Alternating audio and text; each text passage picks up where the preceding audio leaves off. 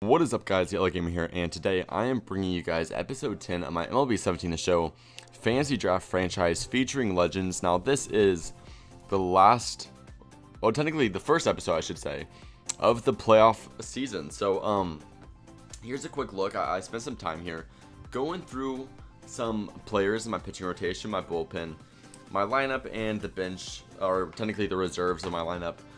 I really just wanted to make sure that you guys were fully aware as to how everybody on my team performed in the season. We finished the season, I think, like 90 and 72. There's like 91, 71, somewhere like that. Second best record in MLB. This is the weird thing with fantasy drafts in MLB, is since the fantasy draft kind of like levels out every single team, the best records in the league usually aren't really that high. So 91, 71, we're finishing with the best record in the league with that record. And due to that, we obviously will be in the playoffs. So we're the first place team in the AL East as well. I think the best record in the league was the Mariners. So with that being the case, I think they won like 100 games too, so they were way in first place.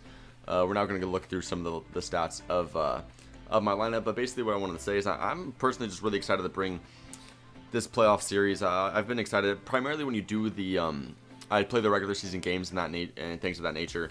I'm only really doing it to give you guys an idea of my team, but at the end of the day, what I'm most excited for, obviously, is playoff time. Playoff time is what you live for, and they always make the playoff environments in sports video games really interesting. I don't know how to explain it, but and it's how it is in real life too. In a regular season game, there's not nearly as much emotion or connection to a game as there would be in a playoff game. I don't know, something about NBA 2K or MLB The Show, or even Madden for that nature, or yeah, just for that matter, is when you play in those playoff games, it's just like it feels like there's more energy in the crowd, there's more of an environment, there's more fans, they're all wearing your team colors, things of that nature, and you know you're playing for something that really means a lot. So obviously, now that it's playoff time, I've probably am more excited than I have been at any point to continue to produce episodes for this series. So that's kind of the idea. Is I just reached the playoffs in this fantasy draft franchise. I just reached the playoffs in my normal fantasy draft franchise. I highly recommend for those of you who do not watch that one to go check that one out. And so with that being the case, I got a lot of playoff baseball on my hands that I intend on bringing you guys here in the next couple of weeks. I'm hoping in the next 2 or 3 weeks I'll be done with the playoffs in both of those series. I have every intention. That might be tough, actually. That might be tough. Maybe a few weeks to a month. I mean, playoffs take a long time, because this is something we got to put into consideration, is that I'm playing every single playoff game, and let's say we do an average series. We play like 4 games, 5 games, and 5 games, regardless of the outcome, right? Let's just say on average we play 15 playoff games. That's 15 episodes. That's more than how many episodes we had through this whole entire series up to this point. And I mean, even if we sweep every team, or we get, well, or if we lose, I guess it'd be a lot shorter. But I have every intention of winning the World Series, so I'm not going to talk like I'm not going to. Plus, we got to put into consideration the fact that I've been winning most of the games I've played manually, so I have every intention of making the World Series and playing very good in it. And now I have adjusted difficulty. I did mention that there are difficulty adjustments, and therefore it will not be an easy trip. I made it so it should be very, very difficult for me to win playoff games, especially just any game in general. Playoff games should be really hard to win. As right here you see they have Nolan Ryan on the mound, so that should not make things any easier for me. Nolan Ryan's coming off a pretty great season, the 2.94 ERA, 15-11 record. So they got Nolan Ryan on the mound. Obviously I mean, when you look at our lineup though, our lineup is just so good. I don't even think it's the difficulty that makes it unrealistic. I just think our team is that good. That's something that I just want to kind of put out there, is that sometimes I'll go out and I'll like dominate a performance, and I get a lot of comments talking about difficulty changes, but I think honestly the truth is our team is just that good. There's games where I'll win by 1 or 2 runs, but majority of the games I'm winning by 5 or 6. But during the sim, and when I send the calendar games and stuff like that, I'm not actually playing, we tend to win by about 4 runs or so. So I think it's kind of fitting the narrative of our team. Is right here. You see Ken Griffey Jr. will win the MVP award as Chipper Jones wins it in the National League. But since the difficulty changes, I mean, most games should be between 1 or 2 runs. I mean, heck, I just played the fantasy draft franchise in my other league, and I highly recommend, for those who didn't watch that first playoff game, you go watch that one, because that one was a real thriller. I know when I was playing it.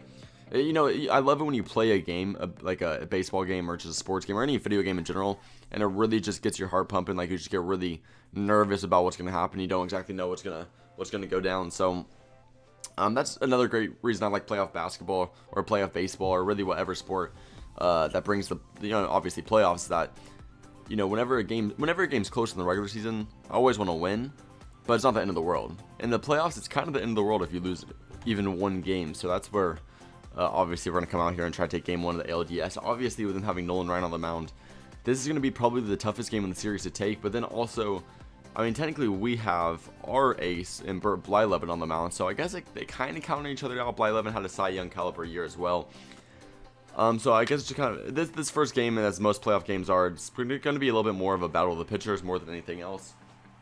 The good news is, since this is the ALDS, if we happen to take game 1 or this game 1 victory, we take Nolan Ryan off the mound, and that would also mean Nolan Ryan probably won't make another appearance for the rest of the ALDS, depending on how the Twins decided to run their pitching rotation. So with that being the case, we're going to try to come out big here, try to get Nolan Ryan and kind of just shake him out a little bit.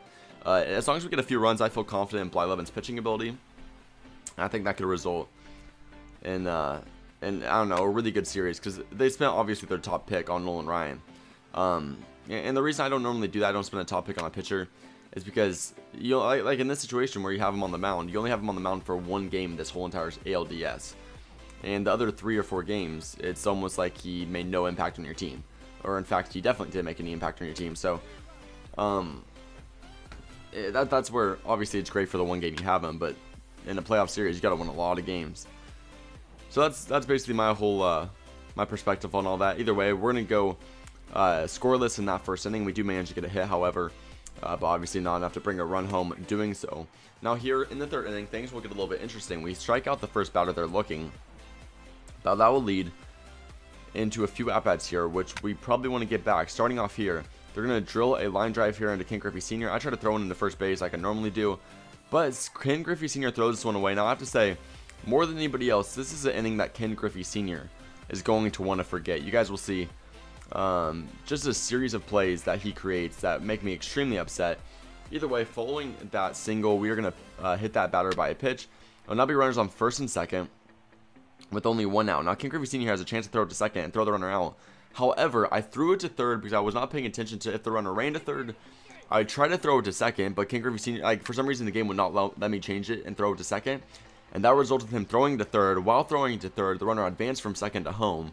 So they ended up scoring a run on just multiple, just stupid defensive plays by Ken Griffey Sr. out there in right field. The good news, however, is Ken Griffey Sr. did feel a little bit of guilt following that play. You see, after, or in the very next inning, we're going to get a leadoff single by Cervelli, which is going to result in a sacrifice bunt that doesn't really work by Aparicio. But Ken Griffey Sr. is going to come to bat here and try to make up for his wrongs, and he does so right here, drilling a ball over the right field wall, and that will result in a 2-1 lead here from the Toronto Blue Jays, finally tacking on some runs onto Nolan Ryan. Obviously, like I mentioned, Nolan Ryan's widely recognized as one of the greatest pitchers of all time, and that's where right here we had some work ahead of us. Luckily, getting a 2-run shot right there from Ken Griffey Sr. will bring us a little bit closer to our goal of putting on. My goal going into this performance is if we could put 3 runs on Nolan Ryan, I'd be very happy. So getting 2 runs right there obviously is a big step into the right direction, but sadly following that at-bat in the top of the order, we got Rod Carew, Ken Griffey Sr., or Ken Griffey Jr., but they're not really doing anything for us. There you go, getting the ground out, then a fly out. But the next inning, Ralph Kiner is going to lead off, and he is also going to follow up what Ken Griffey Sr. did in the inning beforehand and crank this ball off of the right field foul pole. My first foul pole home run of MLB 17 the show. My first foul pole home run in years, in fact. I don't even remember the last time I hit a home run off the foul pole in a game of MLB the show. But obviously we're going to do so right there. That's going to put us up 3-1. Our 3rd run against Nolan Ryan. We kind of fit everything I was hoping for in our performance against him. But even then, our team was not done trying to tack on runs. Cervelli's going to go up next in line, knocking a ball over that first baseman's head, resulting in us getting a runner on first base. Now Luis Aparicio is coming up to bat. He remembers his sac bunt that was unsuccessful earlier, so he's going to decide to swing the bat instead. However, he remains unsuccessful in doing that, as well as he is going to fly out to right field, which results in Cervelli remaining on first base with now 1 out.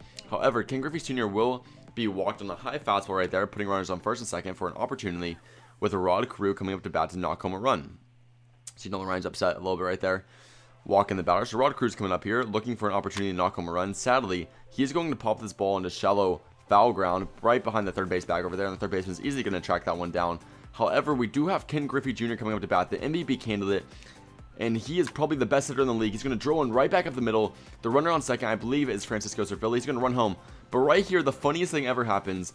They could have thrown me out at third, but the third baseman, for some reason, didn't slap on the tag. Okay, I need to re-show this play because this made me laugh so hard when it happened.